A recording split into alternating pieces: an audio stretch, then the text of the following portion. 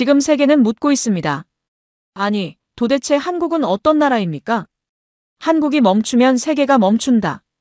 얼마 전 폴란드는 미국과 유럽산 무기를 전면 철수시키고 한국 무기로 싹 다 갈아치운 사실 다들 알고 계실 겁니다. 무기 수입 역사상 한국과의 계약 규모는 역대 최고의 기록으로 평가받고 있죠. 그런데 여러분, 그 폴란드가 과거 한국에게 돈을 빌려간 적이 있다는 사실 알고 계셨나요? 그리고 더 충격적인 건 돈을 빌려준 한국이 그 돈을 단 한 푼도 받지 않았다고 합니다. 심지어 그 사실을 누구에게도 알리지도 않았죠.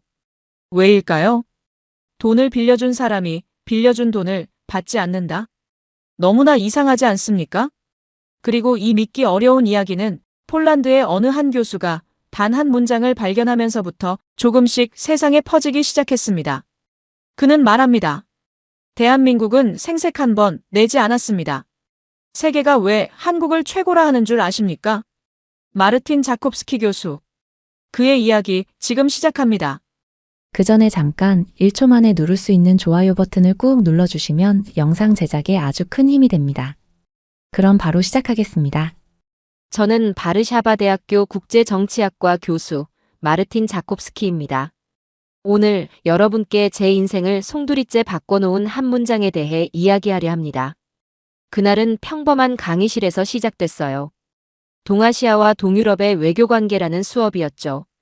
학생들은 항상 그렇듯 졸음과 싸우고 있었고 저는 준비한 슬라이드를 넘기며 지루한 역사적 사실들을 나열하고 있었습니다.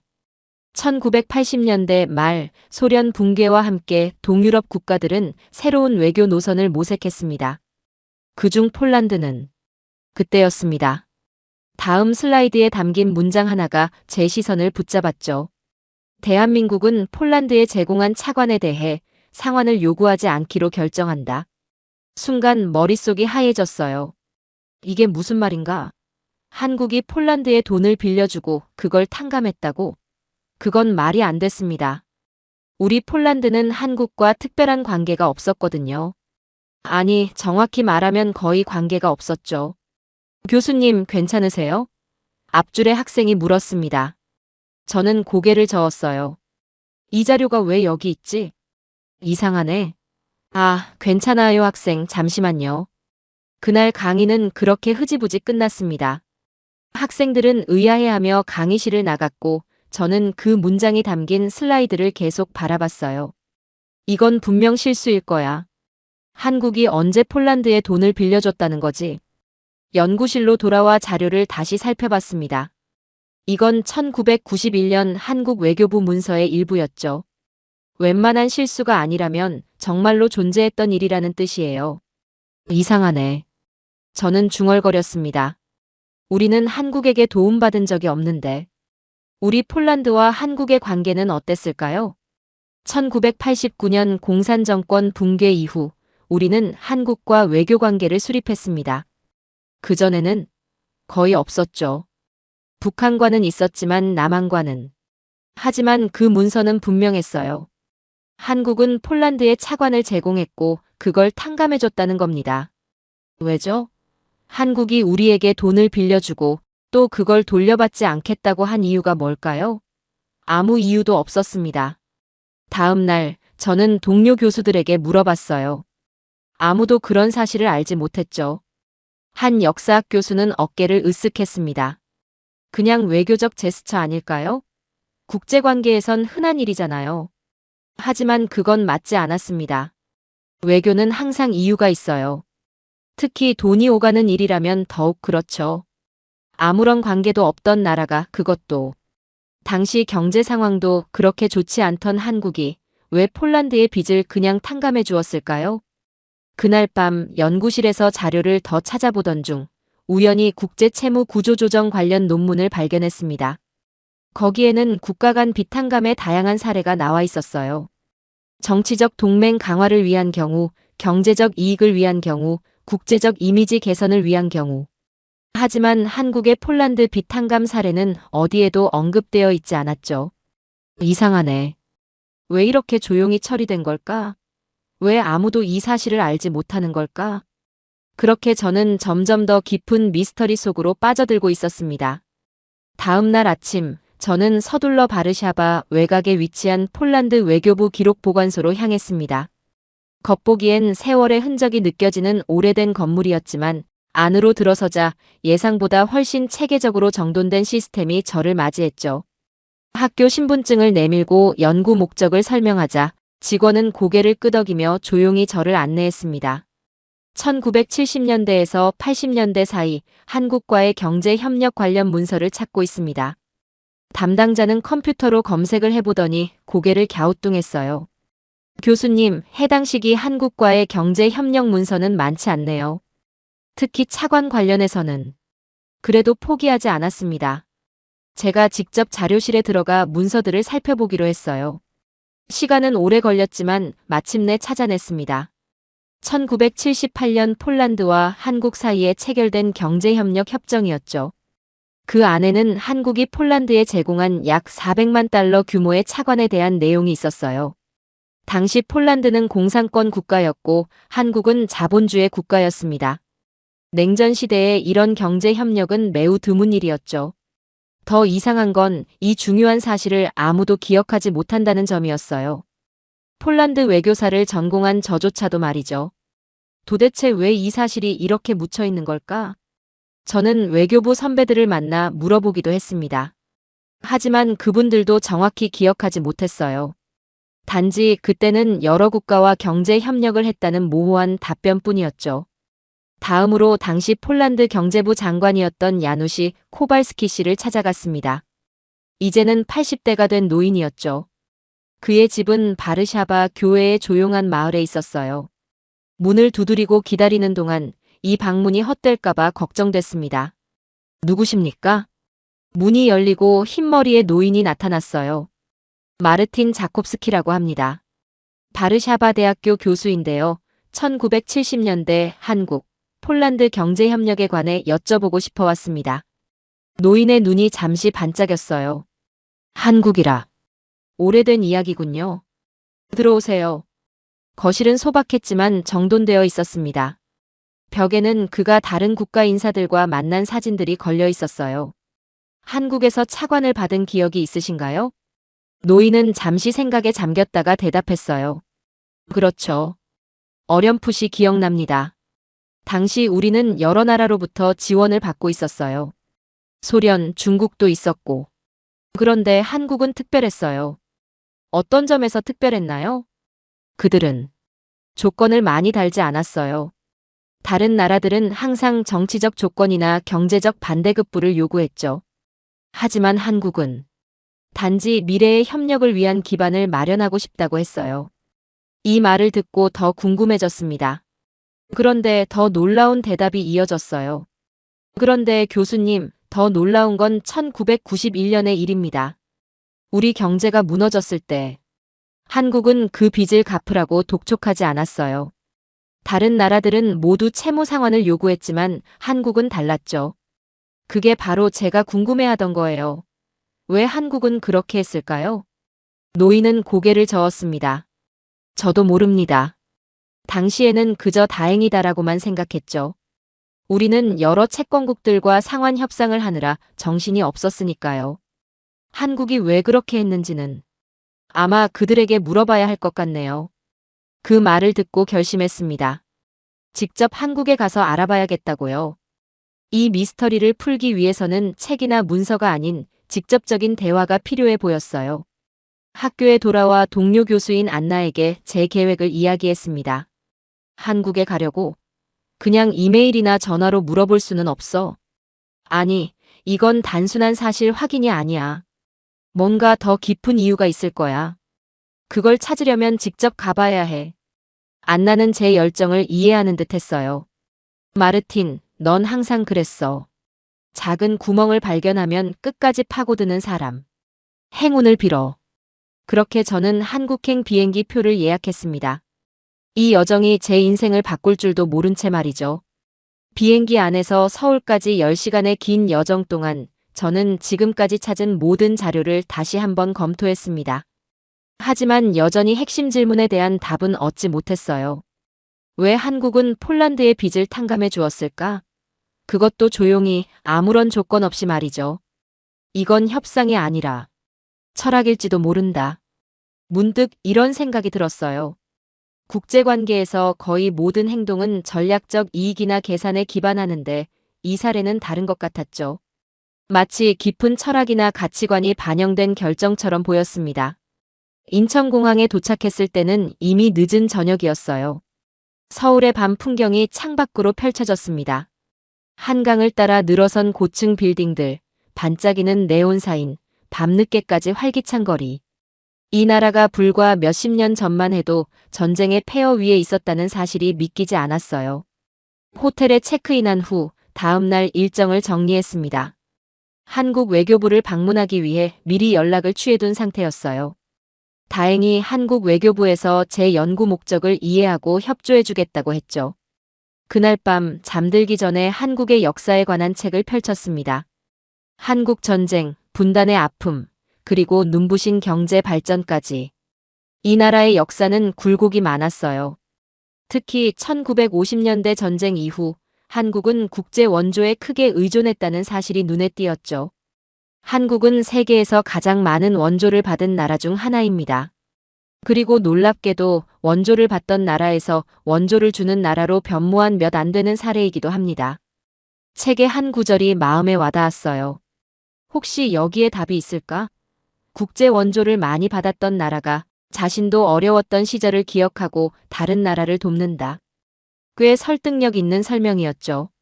하지만 그것만으로는 충분하지 않았어요. 한국이 다른 나라들도 도왔을 텐데 왜 폴란드에 대해서는 이렇게 조용히 처리했을까? 왜 아무도 이 사실을 알지 못할까? 다음 날 아침 서울 도심에 위치한 외교부 건물을 찾았습니다. 현대적인 건물 앞에 서서 잠시 생각에 잠겼어요. 이곳에서 제 질문에 대한 답을 찾을 수 있을까? 로비에서 이준호 씨를 만났습니다. 그는 외교사료관에서 일하는 담당자였어요. 자콥스키 교수님, 멀리서 오셨군요. 폴란드에서 한국까지 정말 먼 길입니다. 네, 하지만 꼭 알아야 할 것이 있어서요. 이준호 씨는 저를 사료관으로 안내했습니다. 넓은 공간에 수많은 문서들이 체계적으로 정리되어 있었어요. 제가 찾는 자료는 1991년 폴란드 채무 탕감 관련 문서입니다. 이준호 씨는 잠시 컴퓨터를 검색한 후 몇몇 파일을 가져왔어요. 여기 있습니다. 1991년 폴란드 경제위기 당시 한국 정부의 결정에 관한 문서들이에요. 문서들을 펼쳐보니 제가 폴란드에서 본 것과 비슷한 내용이었습니다. 한국 정부가 폴란드의 채무 상환을 요구하지 않기로 결정했다는 사실. 하지만 여기에도 왜? 라는 질문에 대한 명확한 답은 없었어요. 이준호 씨, 혹시 이 결정의 배경에 대해 아시는 바가 있나요? 왜 한국은 폴란드의 빚을 탕감해 주었을까요? 그는 잠시 생각하더니 대답했습니다. 공식적인 문서에는 자세한 배경이 나와 있지 않아요. 하지만 당시 외교부 회의록이 있을지도 모릅니다. 그건 일반적으로 공개되지 않는 자료인데 교수님의 연구 목적을 고려해 특별히 확인해 보겠습니다. 이준호 씨는 잠시 자리를 비웠다가 돌아왔어요. 운이 좋으시네요. 회의록이 있습니다. 하지만 열람을 위해서는 별도의 허가가 필요해요. 며칠 정도 시간이 걸릴 겁니다. 기다림은 길었지만 이 미스터리를 풀기 위해서라면 기꺼이 감수할 수 있었어요. 그동안 서울을 둘러보며 한국에 대해 더 알아가기로 했습니다. 거리를 걷고 박물관을 방문하고 사람들과 대화하면서 이 나라의 정신과 가치관을 조금씩 이해하기 시작했어요. 세 번째 날, 드디어 외교부로부터 연락이 왔습니다. 회의록 열람 허가가 떨어졌다는 소식이었어요. 저는 서둘러 외교부로 향했습니다. 드디어 제 질문에 대한 답을 찾을 수 있을지도 모른다는 기대감으로 가슴이 뛰었어요. 이준호 씨를 따라 외교부 사료관의 특별 열람실로 들어갔습니다. 테이블 위에는 이미 몇 개의 문서 파일이 준비되어 있었어요. 이준호 씨는 짧게 설명을 덧붙였습니다. 여기 1991년 폴란드 채무 관련 회의록입니다. 당시 외교부와 재무부 관계자들이 참석한 회의였죠. 필요하신 만큼 살펴보세요. 질문이 있으시면 언제든 불러주세요. 이준호 씨가 나가고 저는 떨리는 마음으로 문서를 펼쳤어요. 회의록은 한글로 작성되어 있었지만 다행히 영어 번역본도 함께 있었습니다. 첫 페이지부터 천천히 읽어내려갔죠. 문서에는 당시 한국의 경제 상황, 폴란드의 정치적 변화, 그리고 국제 채무 문제에 대한 논의가 담겨 있었어요. 그리고 마침내 제가 찾던 부분을 발견했습니다. 폴란드 차관 문제에 관하여 본위원회는 해당 채무의 상환을 요구하지 않는 방향으로 결정함. 이는 우리나라의 국제협력 정신을 실천하는 차원에서 이루어진 결정임. 그런데 이것만으로는 여전히 불충분했어요. 왜 다른 나라가 아닌 폴란드였을까? 더 읽어내려가니 한 고위 관료의 발언이 기록되어 있었습니다. 폴란드는 현재 심각한 경제 위기에 처해 있습니다. 그들은 민주화의 길을 걷고 있으며 우리가 1960년대에 겪었던 것과 유사한 경제적 도전에 직면해 있죠.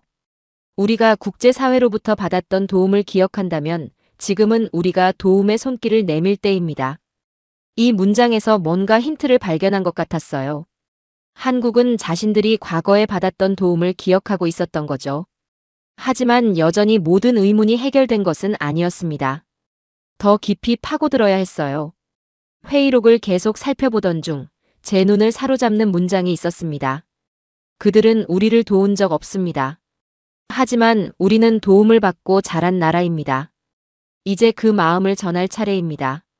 이 말은 당시 재무부 차관의 발언이었어요. 이 한 문장이 저의 가슴을 울렸습니다. 폴란드가 한국을 도운 적이 없음에도 한국은 도움을 주기로 결정했다는 거예요. 그것도 조용히 아무런 조건 없이 말이죠. 받은 적이 없는데. 왜?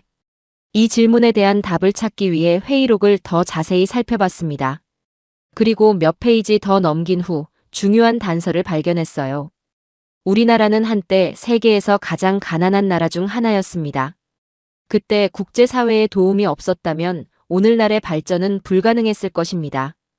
우리가 도움을 받았을 때의 그 마음, 그 고마움을 이제는 우리가 세계에 돌려줄 때입니다.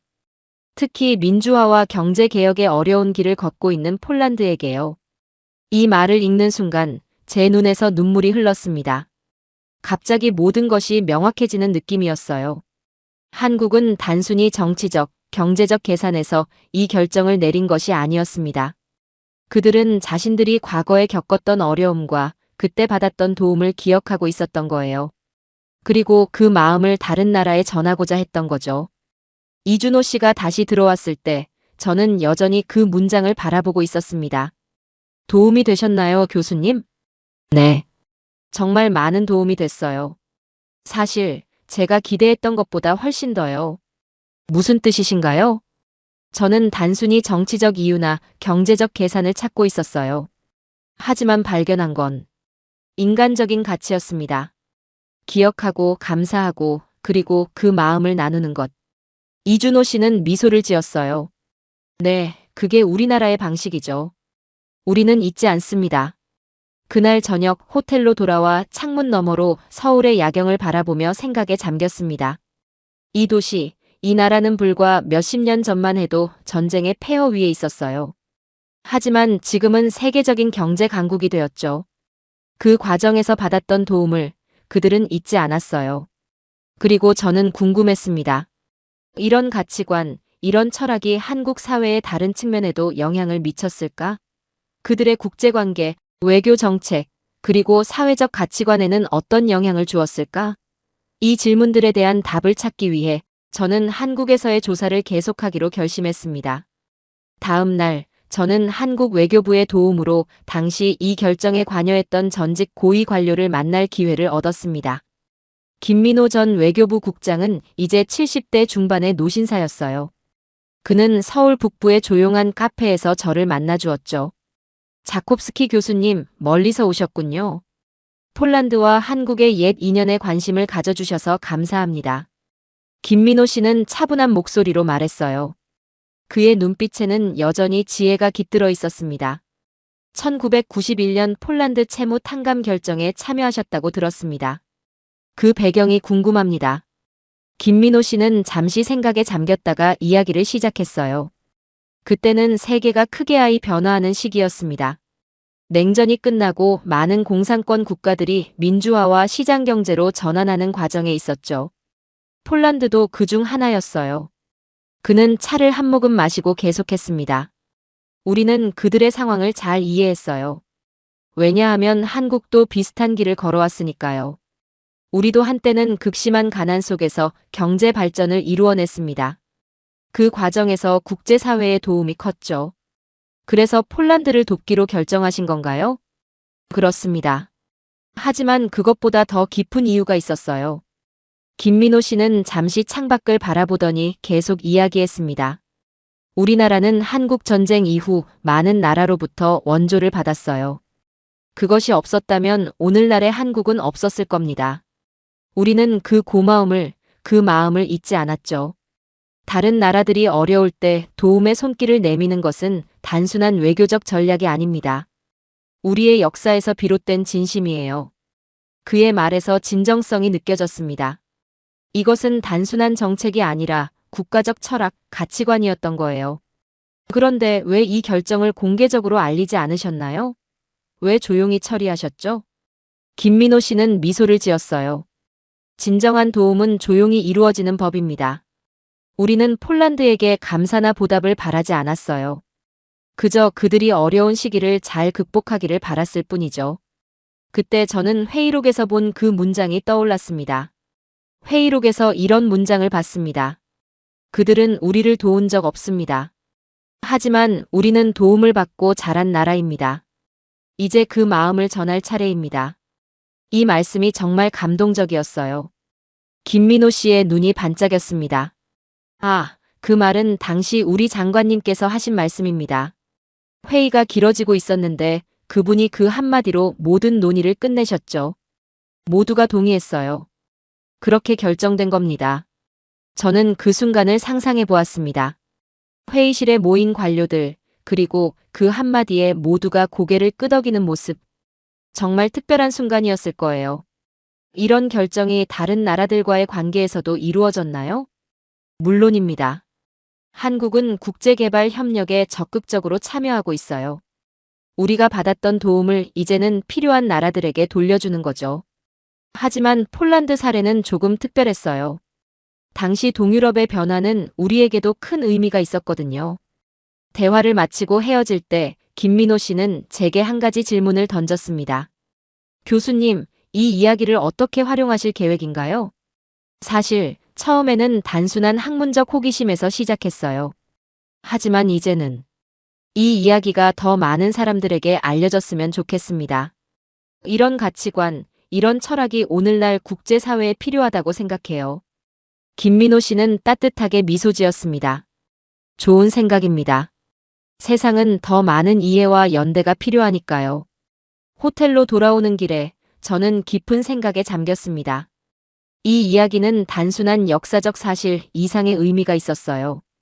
국가 간 관계에 대한 새로운 시각, 새로운 접근법을 보여주는 것이었죠. 받은 은혜를 기억하고 그 마음을 다른 이들에게 전하는 것. 그것이 한국의 외교 철학이었습니다. 그날 밤 노트북을 펼쳐 지금까지의 발견을 정리하기 시작했어요. 이 이야기는 제 학문적 호기심을 넘어 제 가슴을 울리는 인간적인 이야기가 되었습니다. 그리고 저는 이 이야기를 세상에 전해야겠다고 결심했어요. 폴란드로 돌아온 저는 바르샤바의 익숙한 풍경을 새로운 눈으로 바라보게 되었습니다. 한국에서의 경험은 저에게 깊은 인상을 남겼어요. 세상을 바라보는 제 관점이 완전히 바뀌었죠. 연구실로 돌아온 첫날, 동료들이 호기심 어린 눈빛으로 물었습니다. 마르틴, 한국에서 어땠어? 찾던 답을 얻었니? 네, 기대 이상이었어요. 단순한 외교 문서 너머의 이야기를 발견했죠. 저는 한국에서 찾은 자료들을 책상 위에 펼쳐놓고 깊은 숨을 내쉬었습니다. 이 이야기를 어떻게 학술적으로 발전시킬지, 어떻게 세상에 전할지 고민했어요. 이것은 단순한 역사적 사실 발굴을 넘어 국제관계의 새로운 패러다임을 제시할 수 있는 주제였으니까요. 그날 저녁 집에서 TV를 켰을 때 우연히 경제뉴스 채널이 눈에 들어왔어요. 앵커가 중요한 소식을 전하고 있었습니다. 오늘 폴란드 국방부는 한국과 역사상 최대 규모의 방산 계약을 체결했습니다. 442억 달러 규모의 이번 계약은 폴란드 안보 강화를 위한 중요한 이정표가 될 것으로 보입니다. 저는 마치 벼락을 맞은 듯 화면을 주시했어요. 폴란드가 한국 탱크, 자주포, 전투기를 대량 구매하는 계약이었습니다. 이는 단순한 무기 구매를 넘어 양국 간 전략적 파트너십을 강화하는 의미가 있다고 해요. 뉴스에 나온 폴란드 국방부 장관의 말이 귀에 꽂혔습니다. 오늘의 계약은 단순한 군사장비 구매가 아닙니다. 이는 신뢰와 상호 존중에 기반한 양국 관계의 결실입니다. 우리는 한국을 믿고 한국은 우리의 안보 필요를 이해했습니다. 신뢰. 그 단어가 제 마음에 울림을 주었어요. 30년 전 그 조용한 결정이 오늘날 이런 깊은 신뢰로 이어진 것일까요? 다음 날 아침 국방 분야 전문가인 대학 동료 토마시를 서둘러 찾아갔습니다.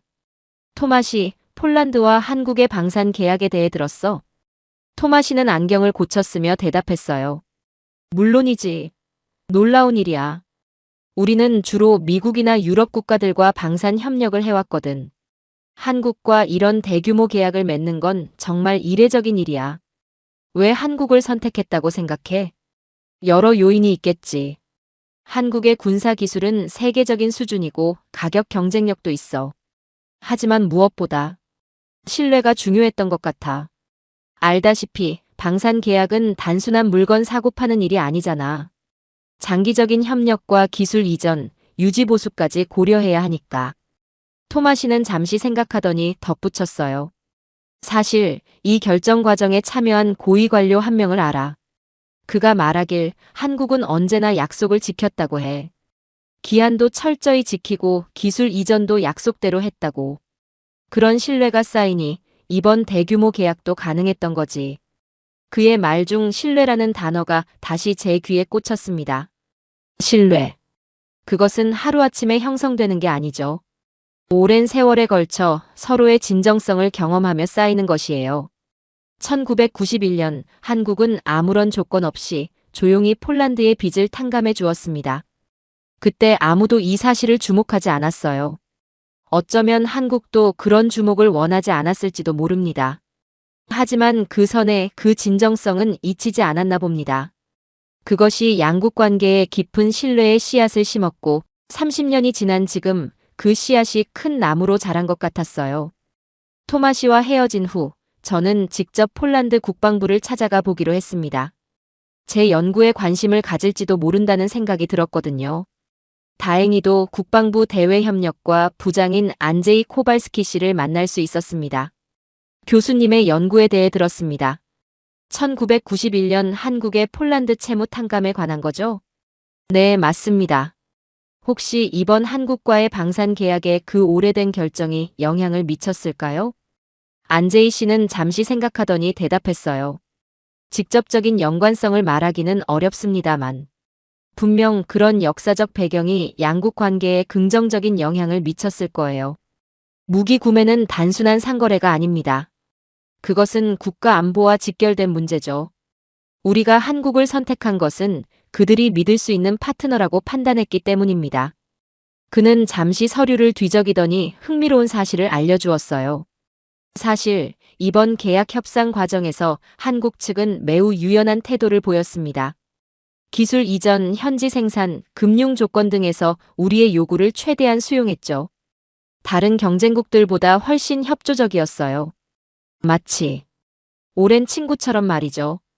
오랜 친구. 30년 전 그 조용한 결정이 오늘날의 오랜 친구로 이어진 것일까요?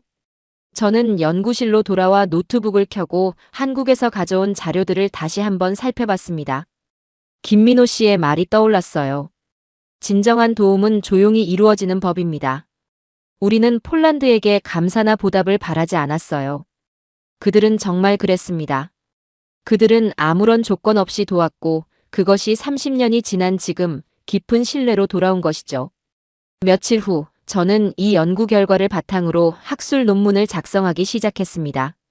제목은 조용한 외교 한국의 폴란드 채무 탕감 사례 연구로 정했어요. 이 논문에서 저는 단순한 사실 나열을 넘어 이 사례가 국제관계에 주는 시사점에 초점을 맞추었습니다. 한 달 후 논문을 국제학술지에 제출했고 감사하게도 게재가 확정되었어요. 그리고 예상치 못하게 이 논문은 학계를 넘어 외교계와 언론의 관심을 받기 시작했습니다.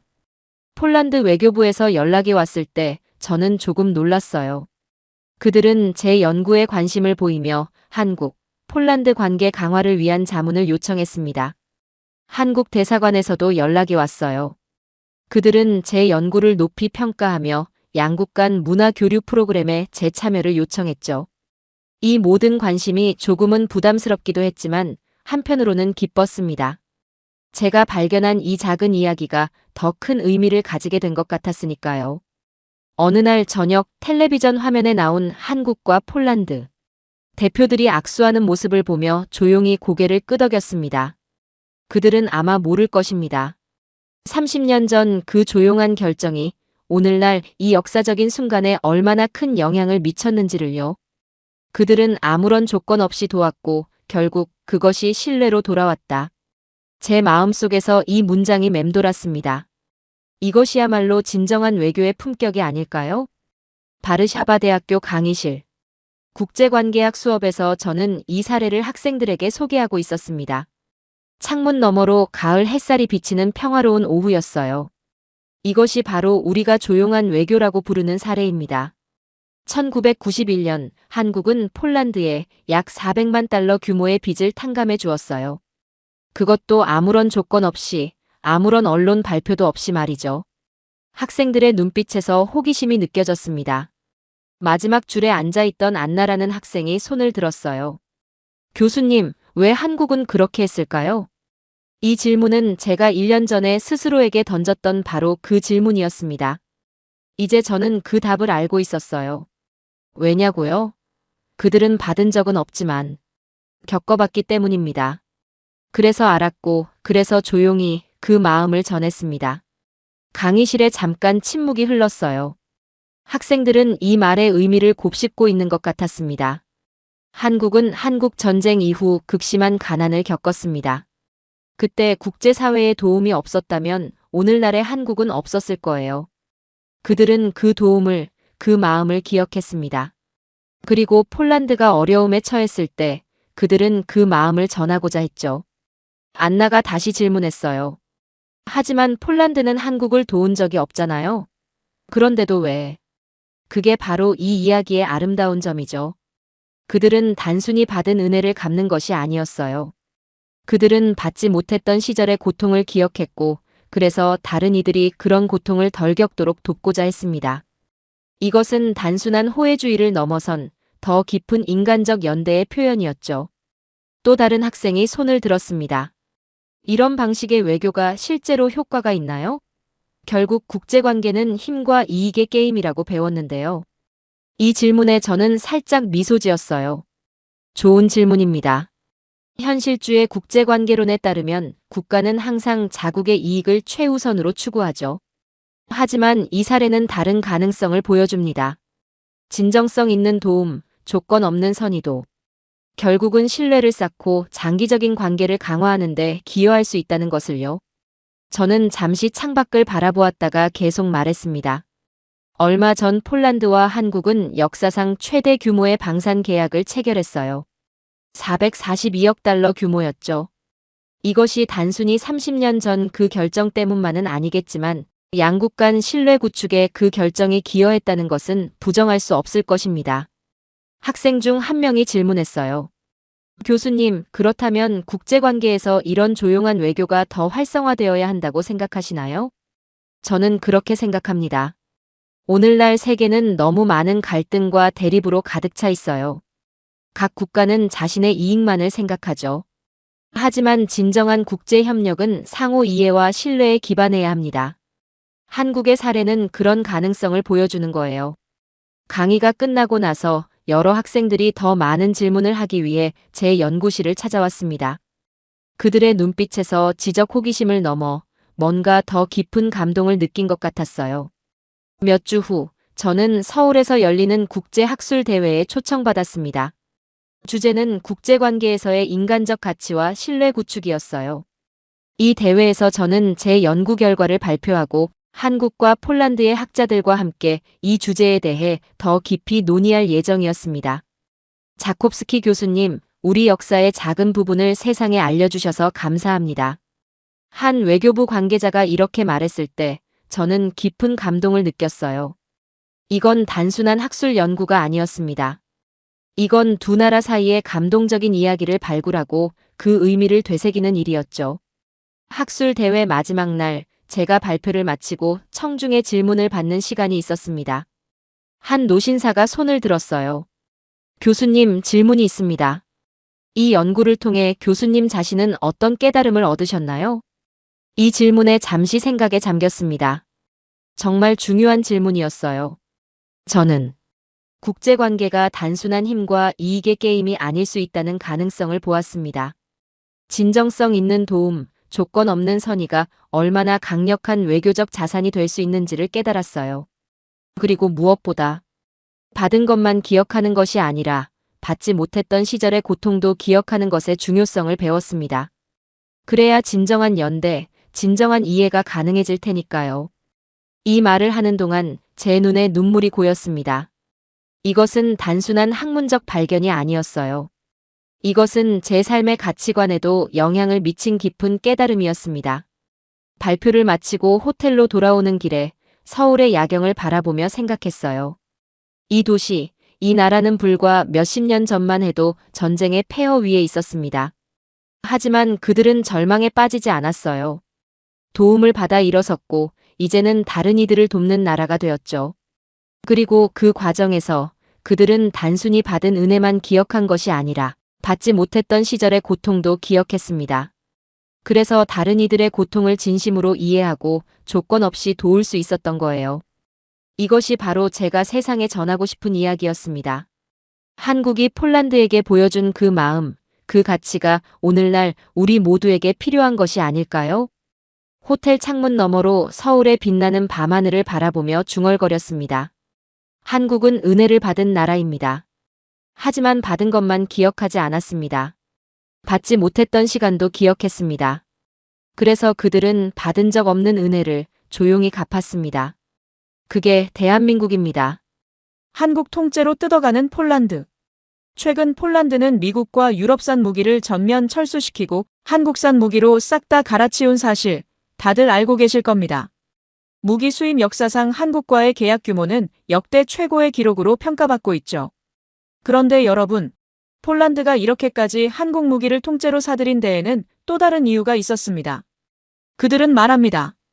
한국의 무기 성능은 상상을 초월한다. 하지만 우리가 한국을 선택한 이유는 단순히 성능 때문만이 아니다. 그리고 지금 그 충격적인 이유가 유럽 전체를 뒤흔들고 있다고 합니다. 도대체 폴란드는 왜 한국을 선택했을까요? 한국 통째로 뜯어가는 폴란드. 그 충격적인 이야기 지금 시작합니다. 그 전에 잠깐 1초 만에 누를 수 있는 좋아요 버튼을 꾹 눌러주시면 영상 제작에 아주 큰 힘이 됩니다. 그럼 바로 시작하겠습니다. 저는 폴란드 출신 방산 전문 기자 마르첵 노바크입니다. 디펜스 이스트라는 유럽 안보 전문 매체에서 일하고 있습니다. 저는 항상 데이터와 팩트만으로 판단하는 스타일이었어요. 감정보다 논리가 먼저였고 그게 저의 자부심이기도 했습니다. 하지만 지금 유럽, 특히 폴란드의 상황은 제 냉철함마저 흔들고 있습니다. 우크라이나 전쟁이 발발한 후 폴란드 사람들 사이에서는 다음은 우리 차례라는 위기감이 고조되고 있어요. 이건 과장이 아닙니다. 얼마 전 나토 군사회의에 참석했을 때 일이었죠.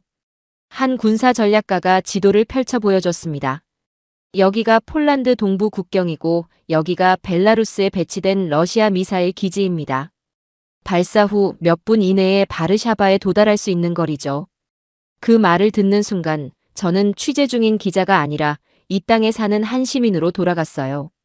제 가족, 친구들, 그리고 저 자신이 살고 있는 이 땅이 언제든 전쟁터가 될 수 있다는 현실이 갑자기 생생하게 다가왔습니다. 폴란드 국방부는 우크라이나 사태 이후 기존 무기 체계로는 안보를 보장할 수 없다고 판단했습니다. 그래서 우리는 선택해야 했습니다. 더 늦기 전에 더 빨리 움직여야 한다는 절박감이 전 국민을 감싸고 있었죠. 실제로 폴란드 정부는 전쟁 발발 직후 국방 예산을 사상 최대치로 확대했습니다. 그 이유는 단 하나였죠. 이제 우리도 더는 기다릴 수 없다. 폴란드는 GDP 대비 국방비를 4%까지 늘리기로 한 유럽 최초의 국가가 되었습니다. 이는 나토가 권장하는 기준인 2%의 2배에 달하는 수치예요. 저는 이런 변화를 바탕으로 취재를 시작했어요. 국방부, 군 장성들, 방위산업 전문가들을 만나 인터뷰했죠. 모두가 입을 모아 한 말은 우리는 더 강해져야 한다였습니다. 현실을 직시해보면 우리 폴란드의 전투기는 상당수가 노후화되었고 주력 전차 역시 현대전에 대응하기에는 부족한 점이 많았습니다. 방공 시스템은 보강이 필요했고 현대전에서 중요해진 드론과 전자전 능력도 강화해야 했죠. 우리가 가진 무기 중 상당수가 업그레이드가 시급한 상황이었어요. 나토 회원국이라는 방패가 있지만 그것만으로는 충분하지 않다는 인식이 확산되었습니다. 우크라이나 사태를 보며 깨달았죠. 결국 자국은 자국이 지켜야 한다는 걸요. 그런데 그 지킴을 위한 준비가 충분하지 않았습니다. 국방부 장관은 기자회견에서 이렇게 말했어요. 우리는 더 이상 안보를 타인에게 의존하지 않을 것입니다. 이 한마디가 폴란드의 새로운 국방 정책의 방향을 명확히 보여주었습니다. 며칠 밤을 새워 자료를 분석했습니다. 저의 냉철한 분석가로서의 결론은 명확했어요. 폴란드는 지금 당장 방위력을 강화해야 했고 그것도 최대한 빨리요. 하지만 유럽의 방산 기업들은 이미 우크라이나 지원으로 주문이 밀려 있었고 미국은 비용과 납기 문제가 있었죠. 어느 날 편집장이 제게 물었습니다. 자네, 동아시아 쪽 방산 시장은 어떤지 취재해 본 적 있나? 저는 고개를 저었죠.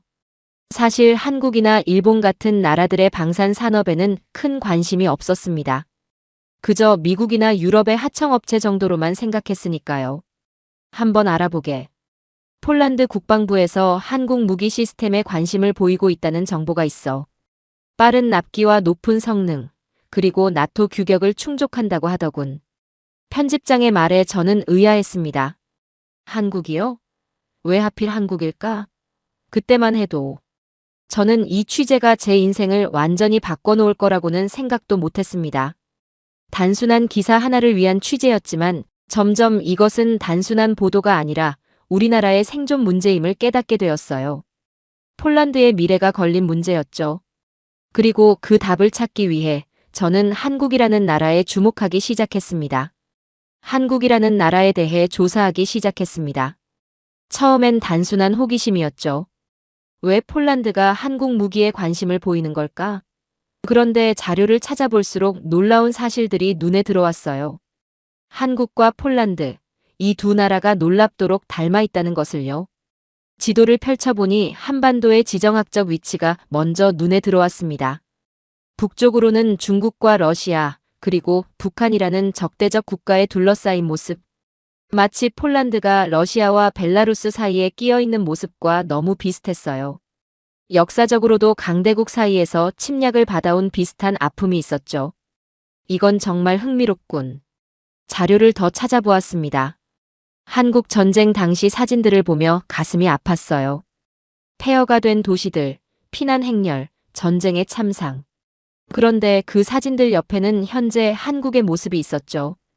고층 빌딩이 즐비한 서울, 세계적인 기업들, 그리고 무엇보다 놀라운 방산 기술력. 어떻게 이런 변화가 가능했을까? 이 질문이 제 머릿속을 맴돌았습니다. 한국은 1950년대만 해도 세계에서 가장 가난한 나라 중 하나였어요.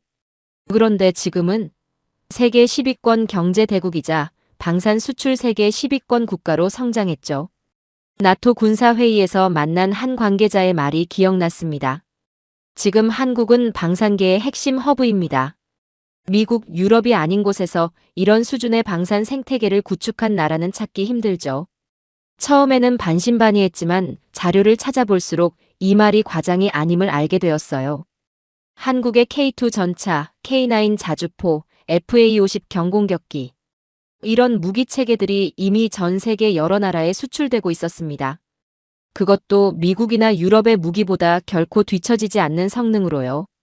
이건 가성비 좋은 복제품이 아니라 진짜 첨단 무기구나.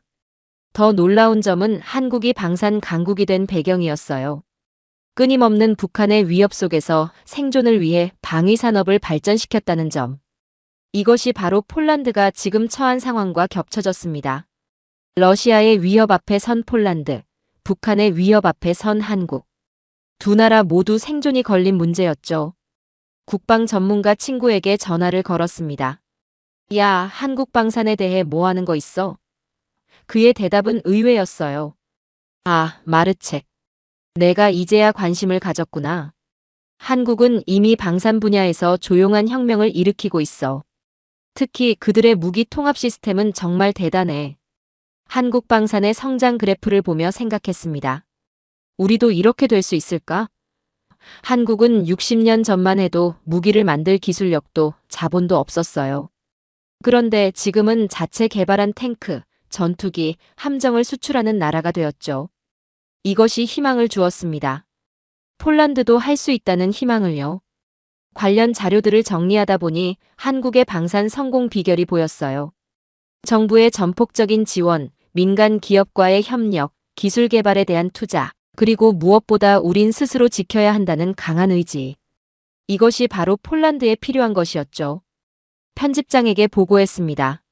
한국 방산 관련 특집 기사를 써보겠습니다. 생각보다 훨씬 중요한 주제인 것 같아요. 편집장이 고개를 끄덕였죠. 좋아, 마르책. 근데 이건 단순한 기사가 아니라 우리 국방 정책에도 시사점을 줄 수 있을 것 같은데. 좀 더 깊이 파봐. 그날 밤 노트북 앞에 앉아 생각했습니다. 한국과 폴란드, 이렇게 멀리 떨어진 두 나라가 왜 이렇게 닮아 있을까? 그리고 한국이 걸어온 길이 폴란드의 미래가 될 수 있을까? 이 질문에 답하기 위해 한국의 방산 시스템을 더 깊이 파고들기로 결심했어요. 단순한 무기 소개가 아니라 그 뒤에 숨은 철학과 시스템을 이해하고 싶었죠.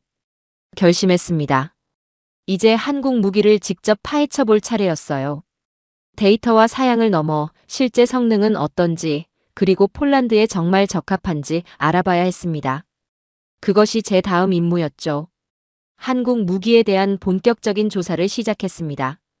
처음엔 단순히 기사 한 편을 쓰기 위한 취재였지만 자료를 찾을수록 이건 단순한 무기 소개가 아니라 폴란드의 미래와 연결된 문제라는 생각이 들었어요. 먼저 한국의 주력 무기들에 대한 자료를 수집했습니다. 첫 번째로 살펴본 것은 K2 전차였죠.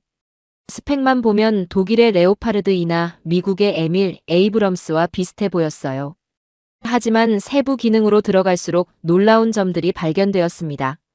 K2는 현대전에 최적화된 전자 시스템과 자동 표적 추적 능력을 갖추고 있었죠. 방산 전문가 패널 토론회에 참석했을 때였습니다. 한 전문가가 K2 전차의 자동 조준 시스템 영상을 보여주었어요. 움직이는 표적을 실시간으로 추적하며 정확히 포탄을 발사하는 모습이었죠. 이건 농담이 아니잖아. 저도 모르게 내뱉은 말이었습니다. 주변 전문가들도 고개를 끄덕였어요. 다음으로 K9 자주포를 조사했습니다.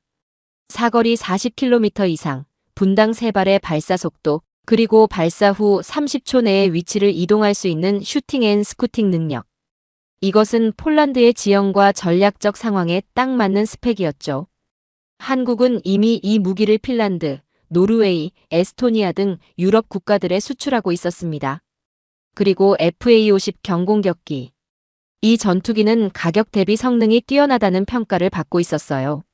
전문가의 말에 따르면 FA-50은 이미 세계 7개국에서 운용되고 있었죠. 미국이나 유럽의 고가 전투기보다 유지 보수가 쉽고 파일럿 훈련에도 적합하다는 평가였습니다. 이 정보를 확인했을 때 저는 충격을 받았어요. 왜 이렇게 중요한 정보가 유럽에서는 크게 주목받지 못했을까요? 성능 분석 결과를 정리하다 보니 한 가지 패턴이 보였습니다. 한국 무기들은 실전 환경을 고려한 실용적인 설계가 특징이었어요. 화려한 스펙보다는 실전에서 필요한 기능에 집중한 느낌이었죠. 이는 아마도 한국이 언제든 전쟁이 일어날 수 있는 환경에서 무기를 개발했기 때문일 겁니다. 납기 일정도 조사했습니다. 유럽이나 미국의 방산 기업들은 보통 계약 체결 후 3에서 5년의 납기를 요구했어요. 하지만 한국은 1에서 2년, 일부 품목은 6개월 내 공급이 가능하다고 했죠. 러시아의 위협이 코앞에 닥친 폴란드로서는 이 빠른 납기가 매우 중요한 요소였습니다. 가격 면에서도 경쟁력이 있었어요. 물론 절대적인 가격은 낮지 않았지만 성능 대비 가격을 따졌을 때 미국이나 유럽의 무기보다 경쟁력이 있었죠. 거기에 기술 이전과 현지 생산 협력까지 포함된 패키지였으니 더욱 매력적이었습니다. 무기의 호환성도 중요한 문제였어요. 한국 무기들은 나토 표준을 충족하도록 설계되었습니다. 이는 폴란드가 기존에 보유한 나토 무기들과의 호환성 문제가 없다는 뜻이었죠. 이 점이 제게는 매우 중요하게 다가왔습니다. 모든 데이터를 종합한 후 저는 냉정한 분석 모드에서 점점 이게 진짜인가 하는 놀라움의 단계로 넘어가고 있었어요.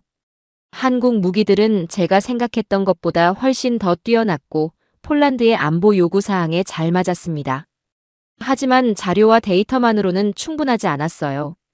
저는 실제로 이 무기들이 작동하는 모습을 직접 눈으로 봐야 했습니다. 그래서 편집장에게 제안했죠. 한국에 가서 직접 취재하고 싶습니다. 그들의 방산시설과 무기 시연을 직접 보고 싶어요. 편집장은 잠시 생각하더니 고개를 끄덕였습니다. 좋아, 마르책. 이건 중요한 주제니까. 한국에 가서 직접 확인해보게.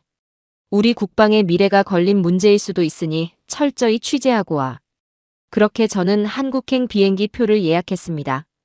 책상 위에서 보던 데이터와 영상을 넘어 실제 현장에서 한국 무기의 진짜 모습을 확인하고 싶었어요. 그리고 이 여정이 저의 관점을 완전히 바꿔놓게 될 줄은 그때까지만 해도 몰랐습니다.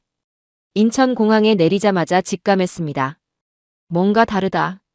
이곳은 단순한 무기 생산국이 아니라는 느낌이 들었어요. 공항에서 출발해 첫 번째 목적지로 향하는 차 안에서 한국 방산 관계자가 갑자기 제게 물었습니다. 노바크 씨, 혹시 총 맞아본 적 있습니까? 갑작스러운 질문에 당황했지만 솔직히 대답했습니다. 아니요, 다행히도요. 그가 차창 밖을 가리키며 말했습니다. 저기 보이는 산들, 70년 전만 해도 모두 전쟁터였습니다. 우리 할아버지 세대는 거의 모두 총알 소리를 들으며 자랐죠. 차가 멈춘 곳은 예정에 없던 장소였습니다. K2 전차 시험장이었죠. 관계자가 말했습니다. 원래 내일 일정이었지만 지금 실사격 훈련이 있어 먼저 보여드리고 싶었습니다. 시험장에 도착하자마자 귀청이 터질 듯한 포성이 울려 퍼졌습니다. 저도 모르게 몸을 웅크렸죠. K2 전차가 시속 70km로 언덕을 넘으며 정확히 2km 밖의 표적을 명중시켰습니다. 그것도 3번 연속으로요. 어떻게 이런 정확도가... 말을 잇지 못했습니다. 현장 책임자가 다가와 제 어깨를 두드렸습니다. 이건 그냥 무기가 아닙니다. 우리 생존의 도구죠. 그날 저녁 서울의 한 연구시설로 안내받았습니다. 출입 통제가 엄격했고 보안 검색도 여러 번 거쳤죠. 안으로 들어가자 한 연구원이 다가왔습니다. 폴란드에서 오셨다고요? 특별히 보여드릴 게 있습니다. 그는 저를 거대한 모니터 앞으로 데려갔습니다. 화면에는 K2 전차의 자동 조준 시스템이 표시되고 있었어요. 연구원이 버튼을 누르자 시뮬레이션이 시작됐습니다. 이 시스템은 다양한 지형과 기후에서 테스트되었습니다. 폴란드의 기후와 유사한 조건에서도 완벽하게 작동하죠. 시뮬레이션 화면은 다양한 날씨와 지형에서 K2 전차가 정확하게 표적을 맞히는 장면을 보여주었습니다. 눈 덮인 산악 지형, 진흙탕 평지, 심지어 강을 건너는 상황에서도 정확도가 유지되는 모습이었어요. 폴란드 지형에서도 이렇게 작동할 수 있을까요? 제가 물었습니다. 물론입니다. 우리는 잠재 고객국의 환경을 철저히 연구합니다.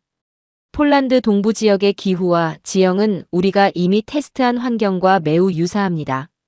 다음 날 K9 자주포 생산 공장을 방문했습니다. 생산 라인을 따라 걸으며 놀라운 정밀도의 작업 과정을 볼 수 있었어요. 공장장이 자랑스럽게 설명했습니다. 우리 K9은 발사 후 30초 내에 위치를 바꿀 수 있습니다. 이 슈팅 앤 스쿠팅 능력은 적의 대포 사격으로부터 생존할 수 있는 핵심 기술이죠. FA-50 경공격기 제작 시설에서는 더 놀라운 광경을 목격했습니다. 정밀한 항공전자 장비가 설치되는 과정에서 기술자들의 숙련된 손놀림이 인상적이었어요. 수석 설계자가 설명했습니다. FA-50은 전투기이자 훈련기입니다. 파일럿들은 이 기체로 훈련한 후 바로 전투에 투입될 수 있죠. 비용 효율성이 뛰어납니다. 가장 감명 깊었던 것은 한국 엔지니어들의 태도였습니다. 그들에게 무기 개발은 단순한 직업이 아니라 국가 생존의 문제였어요. 한 엔지니어가 자신의 사무실에서 오래된 사진 한 장을 보여주었습니다. 이분은 제 할아버지입니다. 한국 전쟁 당시 민간인이었지만 전투에 참가하셨죠. 우리 세대는 절대 그런 일을 겪지 않기 위해 이 일을 합니다. 마지막 날 한국군 훈련센터를 방문할 기회가 있었습니다. 실제 K2 전차와 K9 자주포가 훈련 중인 모습을 볼 수 있었죠. 한국군 장교가 말했습니다. 우리는 항상 전시 상황을 가정하고 훈련합니다. 평화롭게 보이지만 우리는 언제든 전쟁이 일어날 수 있다고 생각해요. 그게 우리 무기가 실전적인 이유입니다. 한국에서의 일정을 마치며 저는 이 나라가 단순히 좋은 무기를 만드는 것이 아니라 생존을 위한 절실함으로 무기를 개발한다는 것을 깨달았습니다.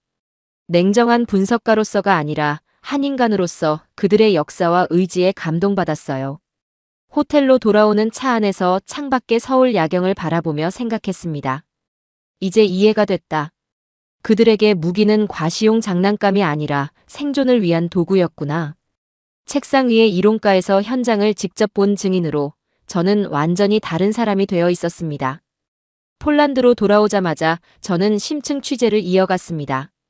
이제 가장 중요한 문제에 집중했어요. 바로 시간이었죠. 한국 무기의 성능은 확인했지만 실제 도입까지 얼마나 걸릴까? 러시아의 위협이 코앞에 닥친 상황에서 시간은 더 이상 사치가 아니었습니다. 국방부에서 입수한 자료를 확인해 보니 독일이나 미국 무기의 납기는 놀랍도록 길었어요.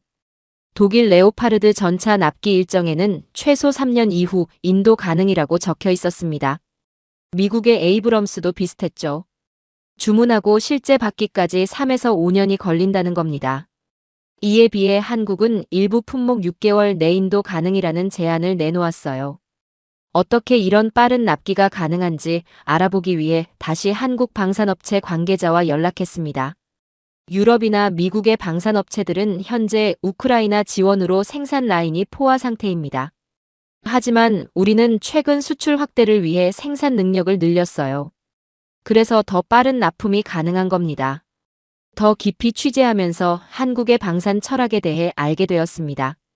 그들에게 무기 생산은 단순한 비즈니스가 아니었어요. K2 전차의 수석 설계자와의 인터뷰에서 그는 이렇게 말했습니다. 좋은 무기란 내 친구를 살릴 수 있는가입니다. 화려한 스펙이 아니라 전장에서 실제로 작동하는가가 중요하죠. 이런 실용적인 접근법이 한국 무기의 성공 비결이었습니다. 그들은 완벽한 무기보다 필요한 시점에 전장에 투입될 수 있는 무기를 만들었어요. 한국 방산의 의사결정 과정도 놀라울 정도로 신속했습니다. 폴란드 국방부 고위 관계자와의 대화에서 그는 이렇게 말했어요. 우리가 한국 무기를 선택한 가장 큰 이유는 시간입니다. 러시아는 기다려주지 않아요. 공식 자료에 따르면 한국은 실제로 일부 K2 전차와 K9 자주포의 납품을 계약 체결 후 몇 개월 만에 시작할 수 있었습니다. 이는 방산 역사에서 유례없는 속도였어요. 폴란드 군 장성은 이 속도에 놀라며 말했습니다. 이런 대형 무기 시스템은 보통 계약부터 첫 인도까지 최소 2에서 3년이 걸리는데 한국은 그 시간을 대폭 단축했습니다. 한국 방산업체의 생산시설을 다시 방문할 기회가 있었어요. 그곳에서 저는 한 엔지니어와 깊은 대화를 나눴습니다. 그는 자신의 책상에서 오래된 사진 한 장을 꺼내 보여주었어요. 이분은 제 아버지입니다.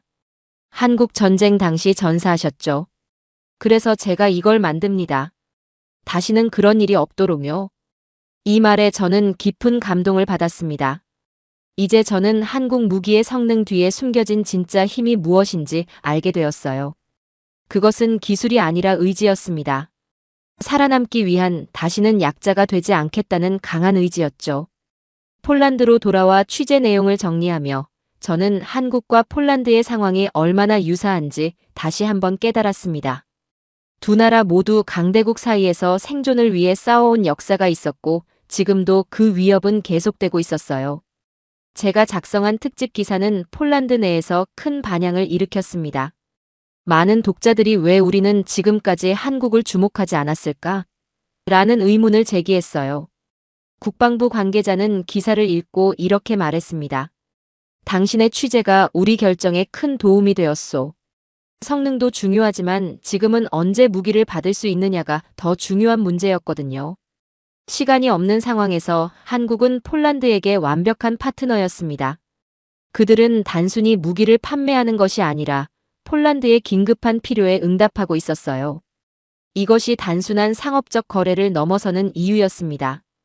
이제 저는 한국 무기의 도입이 단순한 장비 구매가 아니라는 것을 확신하게 되었어요. 그것은 생존을 위한 시간 싸움에서 한 발 앞서 나가는 전략적 결정이었습니다. 존경심을 넘어 이제 저는 이것이 단순 비교 불가능한 철학의 문제임을 깨달았습니다. 다음 단계로 저는 한국과 폴란드의 협력이 무기 구매를 넘어 어떤 형태로 발전할 수 있는지 알아보기로 했습니다. 그것이 제 다음 취재 주제였어요.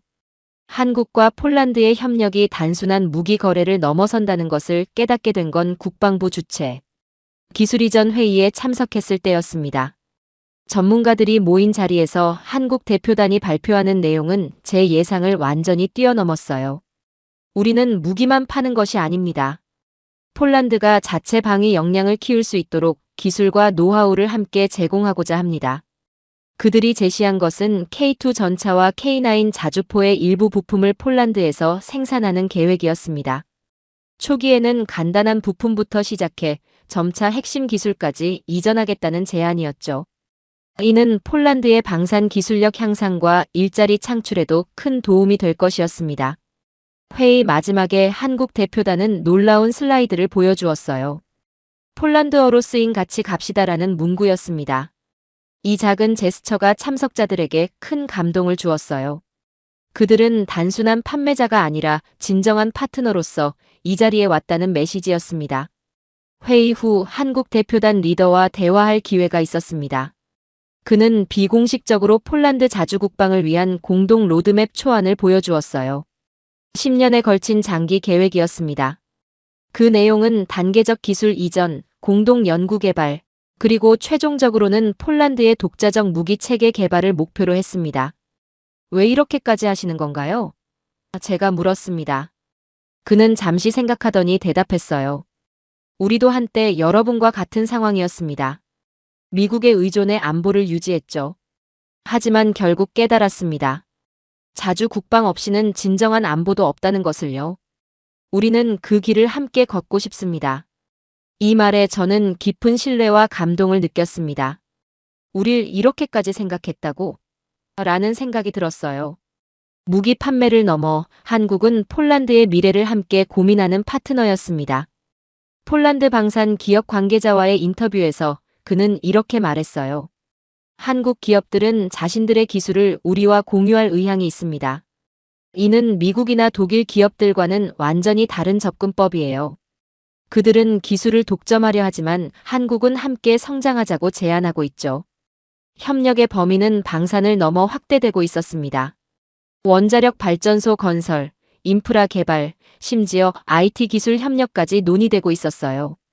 이는 두 나라의 관계가 단순한 군사 동맹이 아닌 포괄적인 전략적 파트너십으로 발전하고 있음을 보여주는 증거였습니다. 특히 주목할 만한 점은 폴란드 청년 엔지니어들이 한국으로 건너가 현지 훈련을 받는 프로그램이었어요. 이들은 한국의 기술과 노하우를 배워 폴란드로 돌아와 현지 생산에 참여할 예정이었습니다. 한 참가자는 이렇게 말했죠. 우리는 단순히 무기 작동법을 배우는 게 아니라 어떻게 이런 시스템을 만들고 발전시키는지 배우고 있습니다. 국방부 고위 관계자와의 비공식 대화에서 그는 솔직하게 말했어요. 처음에는 우리도 의심했습니다. 무기 판매를 위한 마케팅 전략 아닐까? 하고요. 하지만 그들은 실제 행동으로 증명하고 있어요. 기술 이전, 현지 생산, 인력 교육. 이건 단순한 무기 판매가 아닙니다. 이 모든 내용을 취재하며 저는 폴란드가 단순히 무기를 산 것이 아니라 공존할 동맹을 선택했다는 확신을 갖게 되었습니다. 한국은 자신들의 경험과 지식을 바탕으로 폴란드가 자주 국방의 길로 나아갈 수 있도록 돕고 있었어요. 특집 기사를 마무리하며 이렇게 썼습니다. 한국과 폴란드의 협력은 단순한 무기 거래가 아니라 두 나라가 함께 성장하고 발전하는 여정의 시작입니다. 이는 폴란드가 강대국 사이에서 독자적인 길을 걸어갈 수 있는 소중한 기회가 될 것입니다. 이 기사는 예상보다 큰 반향을 불러일으켰습니다. 정책 결정자들 사이에서도 많이 인용되었고 시민들에게도 새로운 시각을 제공했어요. 폴란드가 선택한 길이 단순한 무기 구매가 아니라 국가의 미래를 위한 전략적 결정이었다는 것을 많은 사람들이 이해하기 시작했습니다. 이제 저는 이 협력의 실제 효과가 어떻게 나타나고 있는지 현장에서 확인하고 싶었습니다. 폴란드 군과 방산 기업들이 어떻게 변화하고 있는지 그 변화의 시작을 직접 목격하고 싶었어요. 폴란드로 돌아온 지 몇 달이 지난 후 저는 한국 무기의 도입으로 인한 변화를 직접 확인하기 위해 폴란드 육군 훈련 기지를 방문했습니다. 도착하자마자 느낀 것은 이곳의 분위기가 확연히 달라졌다는 점이었어요. 이전의 훈련소와는 다른 긴장감과 규율이 느껴졌습니다. 훈련소 간부가 저를 맞이하며 말했습니다. 노바크 씨, 우리는 지금 한국식 작전 시스템으로 움직입니다. 단순히 무기만 들여온 게 아니에요. 우리는 그들의 훈련 방식, 지휘 체계, 심지어 병영 문화까지 배우고 있습니다. 훈련 현장을 둘러보니 폴란드 병사들이 K2 전차를 운용하는 모습이 눈에 들어왔습니다. 훈련은 놀라울 정도로 체계적이었어요. 한국에서 파견된 교관들이 세밀한 부분까지 지도하고 있었습니다.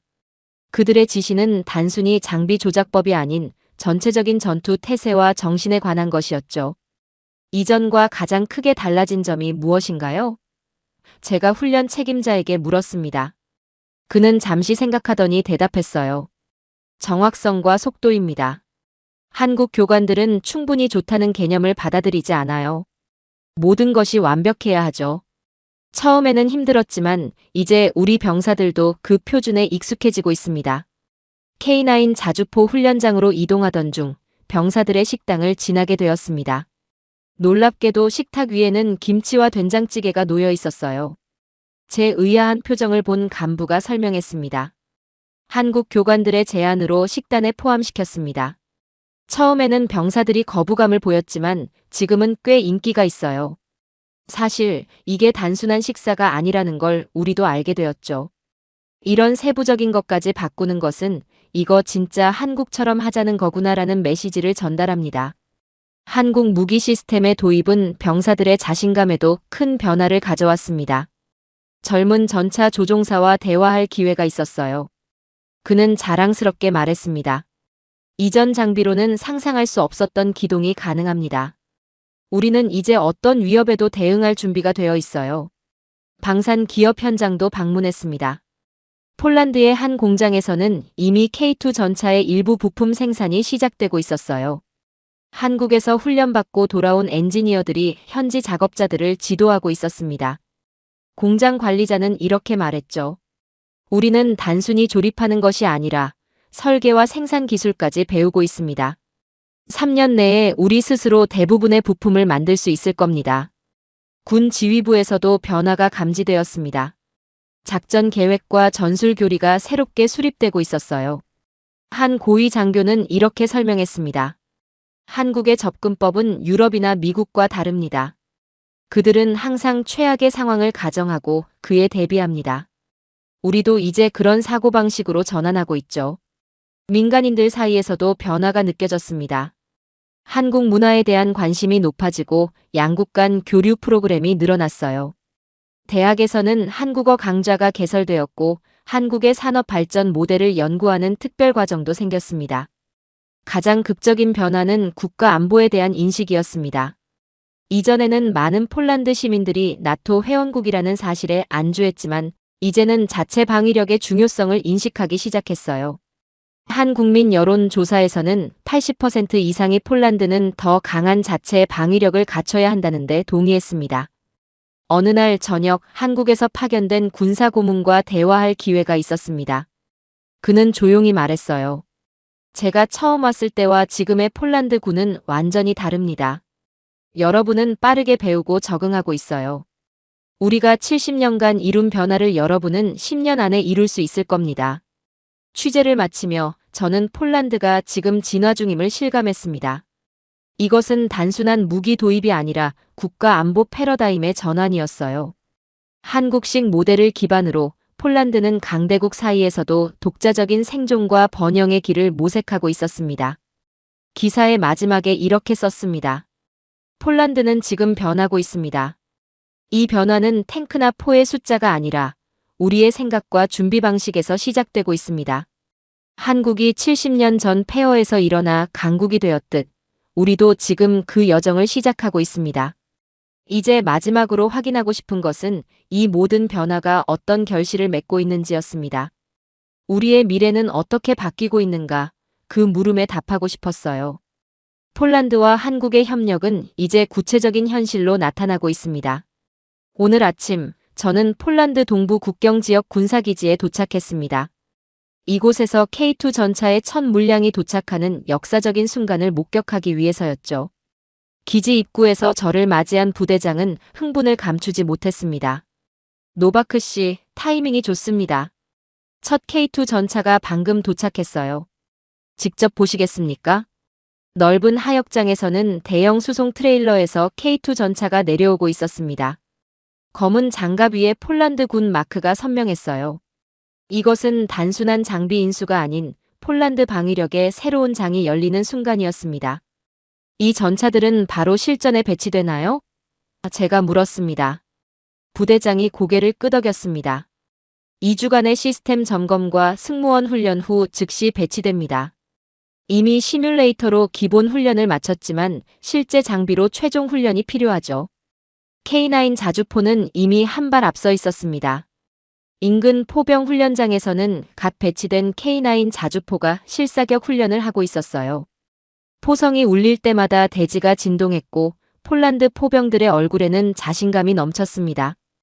포병 중대장이 자랑스럽게 설명했습니다. 이전 장비와는 비교도 안 됩니다.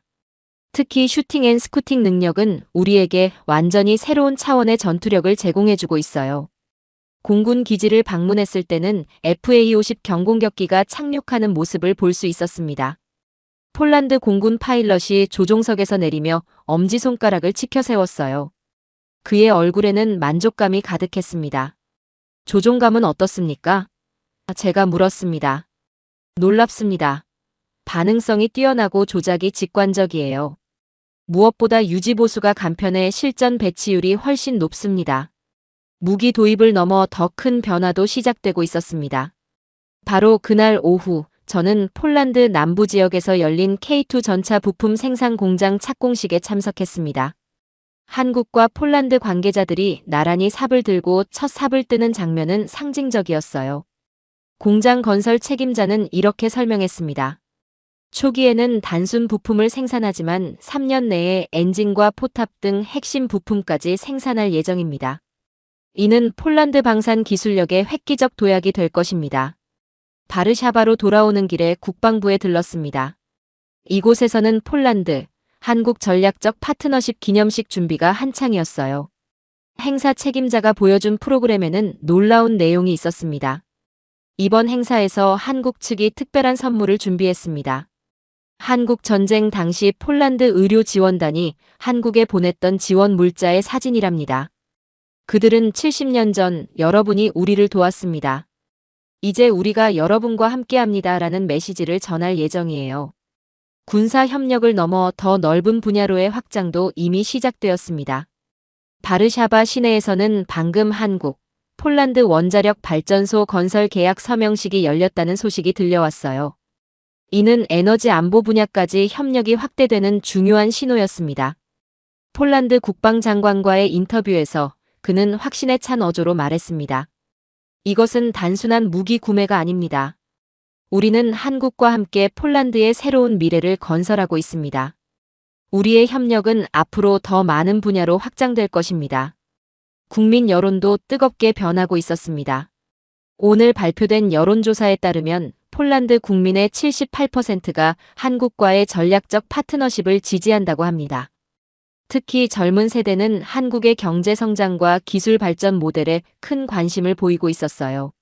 한 대학생과의 인터뷰에서 그는 열정적으로 말했습니다.